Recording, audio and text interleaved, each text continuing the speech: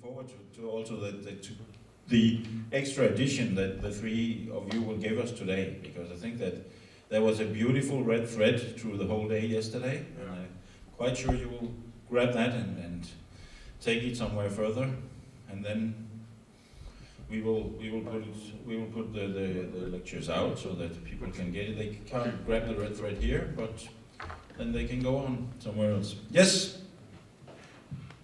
Here you go. Thank you. All right, so this isn't really a talk about robotics. As my title from the program will indicate, I'm talking about everything that isn't really robotics directly. So I'm using this term meta-robotics to talk about really everything else except the design and engineering of the actual machines themselves. So the title for this little session for me is around robots in theatre and how theatre artists are working with robots and with roboticists to solve some aesthetic problems, and also I think to pose some interesting questions to robotics as an industry. I know that's a sort of problematic idea to think of robotics as one thing. As we've already seen from yesterday, everyone's got their own take on this, and there's a million different ways of doing robotics. Now,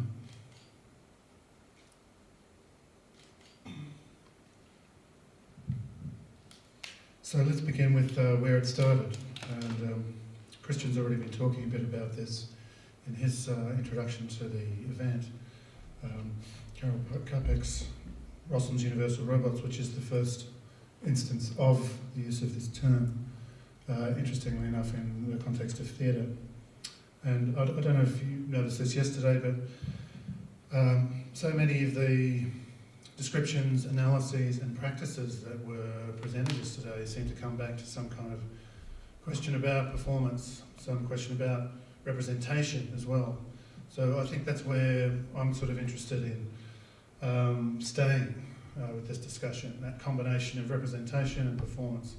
I was really struck with Manfred's talk yesterday when he was doing his design principles for the My Own Robot, which was used in the robot opera called My Square Lady. He didn't give us the title of the work. So Manfred was doing robotics, and I'm interested in that context in which he placed that robot. And I was fascinated by a number of the things he said, but one of which was that design process at the start where they went through the history of representation of robots to begin with. Because as he said, you have to be able to have a positive relationship with the object you're working with in order to sustain the work. So his idea of having this kind of empathetic relationship with the object is what drove that process for him and his team.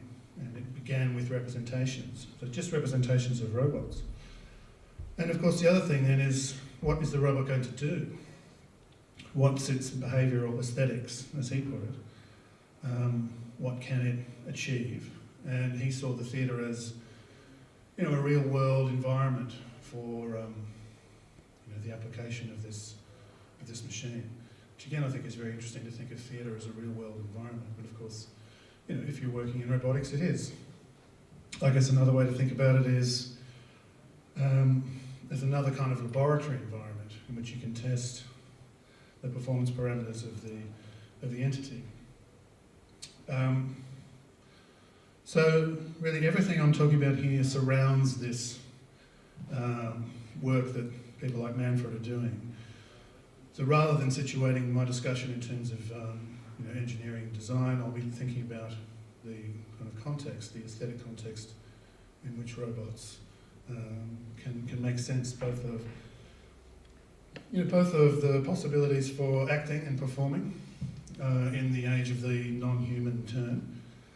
And we heard a bit about turns yesterday, but I think the one that wasn't mentioned is the non-human turn, which is certainly one of the most significant readjustments in contemporary humanities discourse at the moment. The focus on everything that isn't the human, from the kind of plant science perspective, from the work of Timothy Morton with his hyper-objects, from the object-orientated ontologists and the new materialists.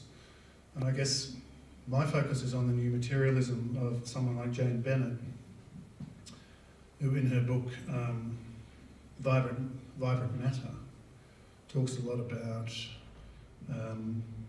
anthropomorphism as a kind of benign force in the non-human term, as a mechanism for getting humans to think alongside the non-human, to empathise with the non-human world, to stand in the place of, well, not in the place of, but stand with the non-human, alongside it, and to try and figure out what it's like to be in that space. And I'm going to argue that it's not only unavoidable, the anthropomorphic tendency, it's actually quite helpful in that sort of context of the non-human term. So we hear a lot about anthropomorphism as a sort of negative reduction of the other to the human. I actually think with Jane Bennett that we might consider it as a way into understanding the non-human other, at least to begin to think what it is like for that entity. So we had some wonderful stuff yesterday from Friedrich about, do you remember his comment on the washing machine? Yeah. The washing machine having awareness. You put the washing machine on stage and you dialogue with it, and you create a context in which everyone's kind of projecting these characteristics onto it as having awareness. And he says that's as good as that thing having awareness, insofar as anyone could tell. And he was talking about George Simonton and this kind of ideational ascription idea, that you kind of project ideas onto objects and that gives them a sort of new status and a new agency. And I guess that's the kind of thing I'm talking about with the sort of anthropomorphism of the case studies that I'll be showing you today. After all, I think one of the most insistent questions that we keep coming back to, it resembles a kind of small child or a puppy.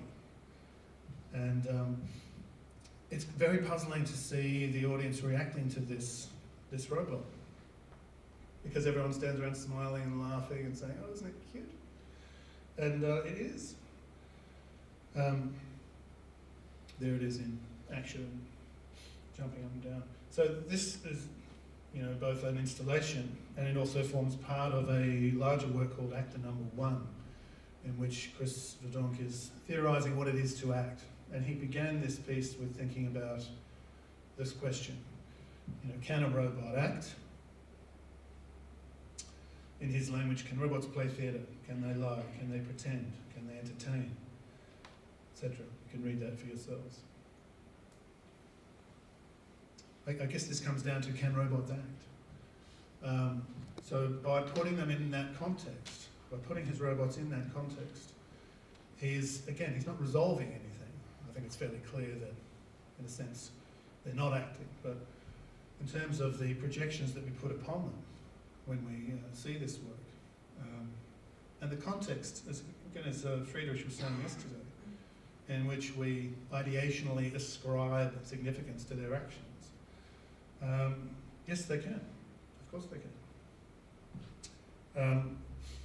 In Actor Number 1, you also have there are different scenes, but one scene consists of the projection of an actor onto a 2/3 sized 3D sculpture. And he reads this sort of text by Samuel Beckett. And so the whole piece is really about different modes of object-based performance and who is the actor in this context. So the robot is the dancer number 3 is the final performer in this piece called Actor Number 1, which is a meditation on what could the actor be in the age of the non-human.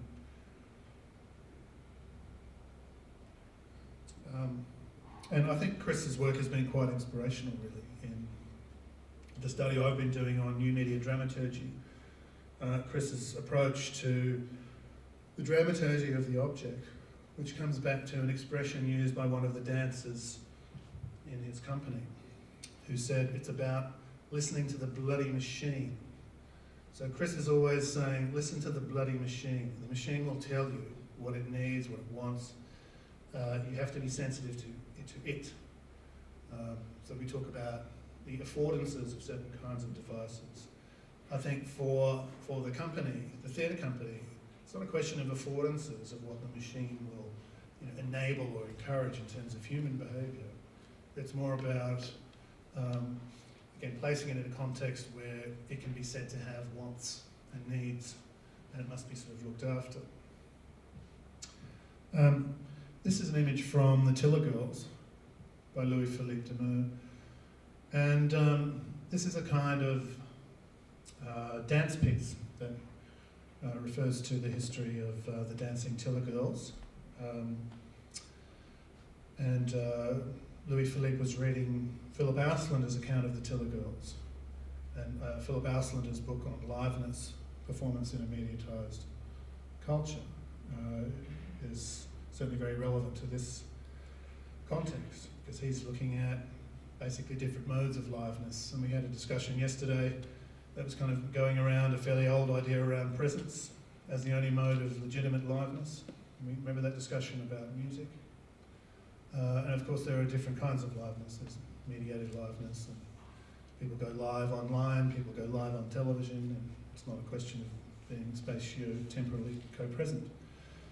So Auslander's argument around the Tiller Girls was basically that they were very machinic and robot-like in their delivery of their performance. So Louis-Philippe decided to make a robot performance designed to replicate some of the gestures that the Tiller Girls did. The legs kicking, the bending over, and that sort of basic dance choreography. That's the kind of presentation format. It's been performed with 12, 21 or 32 robots, and the performance lasts about 30 minutes. So Louis-Philippe says it's about demonstrating the interpretive potential emerging from morphological computing. Again, what he's talking about is, as he says below, metaphorical anthropomorphism. So the idea of having, these limbs, essentially these robots are just kind of limbs on an axis, moving on the stage, dipping, flipping, kicking, very simple choreography. And of course they would often break down and fall over and fall off the stage sometimes, bump into each other, and it was kind of funny for the audience, but also I think for Louis-Philippe it was an interesting example of, the glitch is also human. We were having this conversation yesterday too. To err is human. So these kinds of presentations are full of glitches, which also underscore their sort of liveness.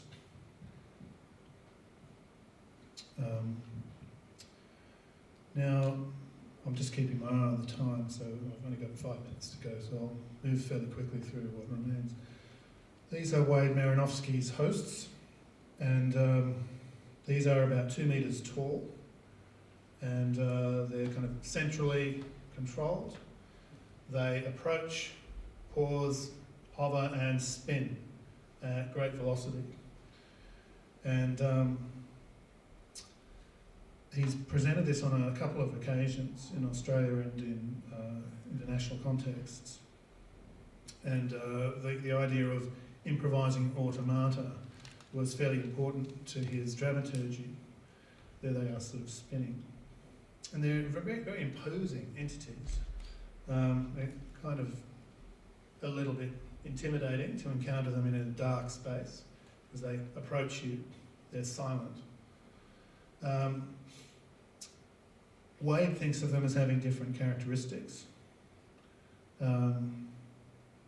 But they kind of appear a sort of mass.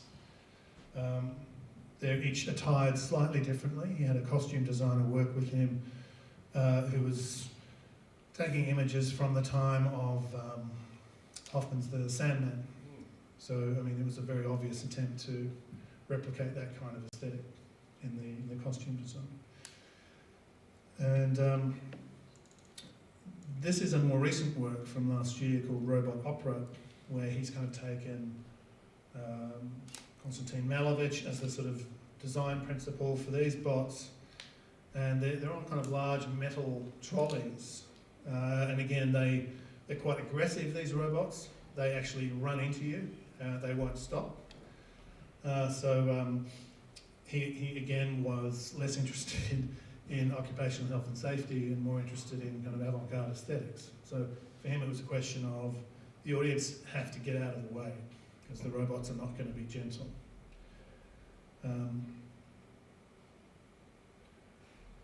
His idea, as he says in his artist statement, is to rethink what opera and performance is by placing non-anthropomorphic robots in place of human performers.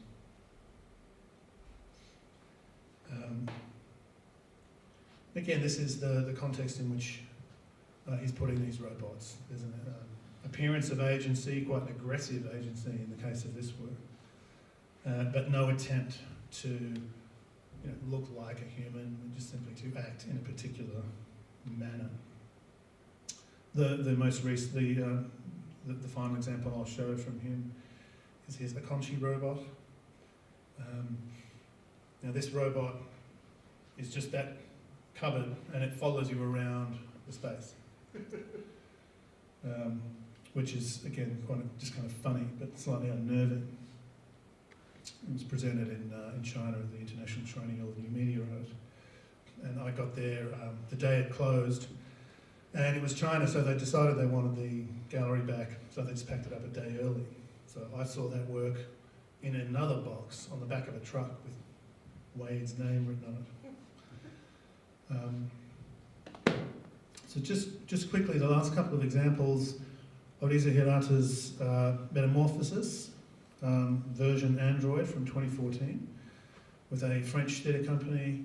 You can see there the kind of basic robot design without a shell, replicating the insect that Gregory Samsa becomes. I think actually that's a pretty interesting solution to casting that play. Did you see that, Cody? You see No, I missed it.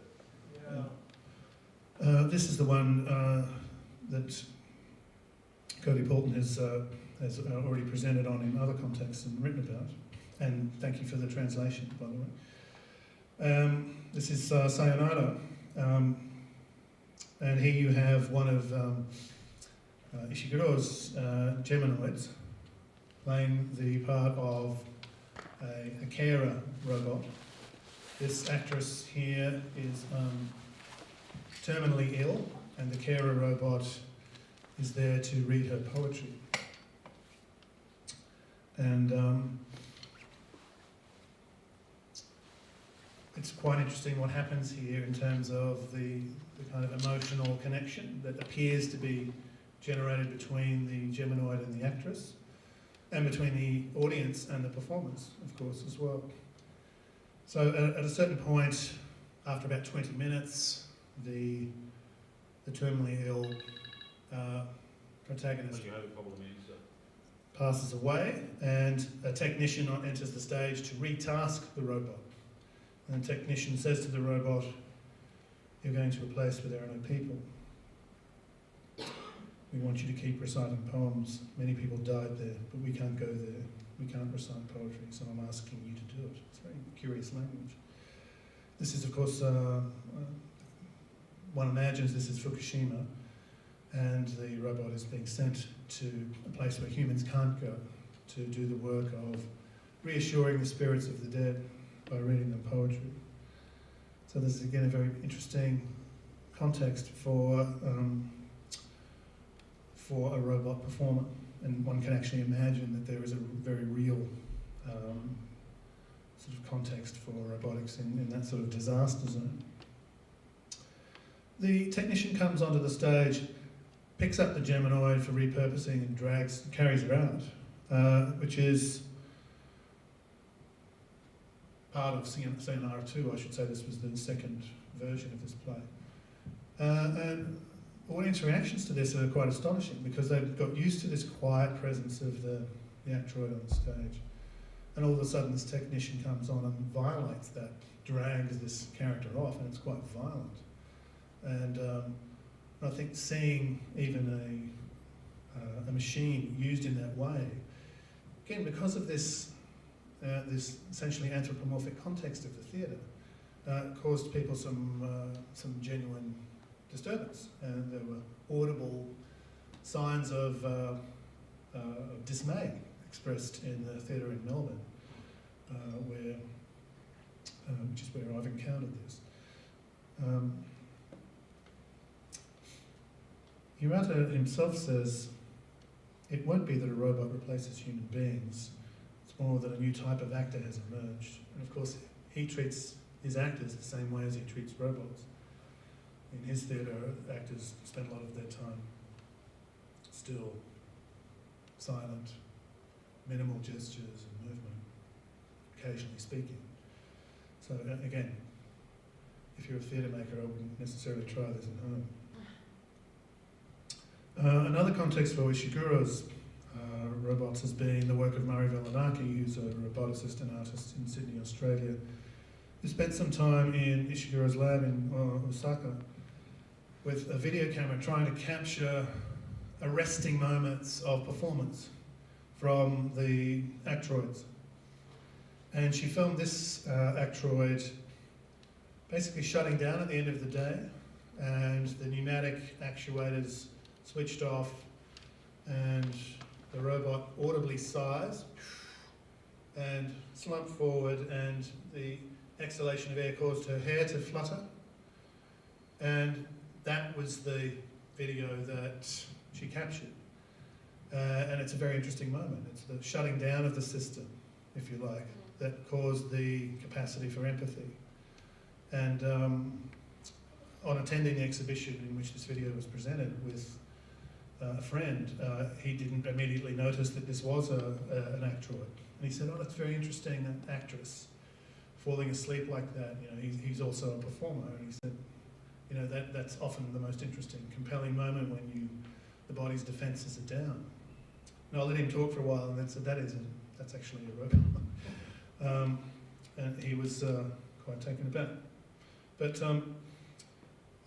I think it's also interesting in a way, as a critique of Ishiguro's project, that Murray Velanaki chose to represent the robots that he makes in this way, because of all of his bluster about humans and robots are, you can't tell them apart, is, you only have to encounter one of these Geminoids to realise that that's completely ludicrous,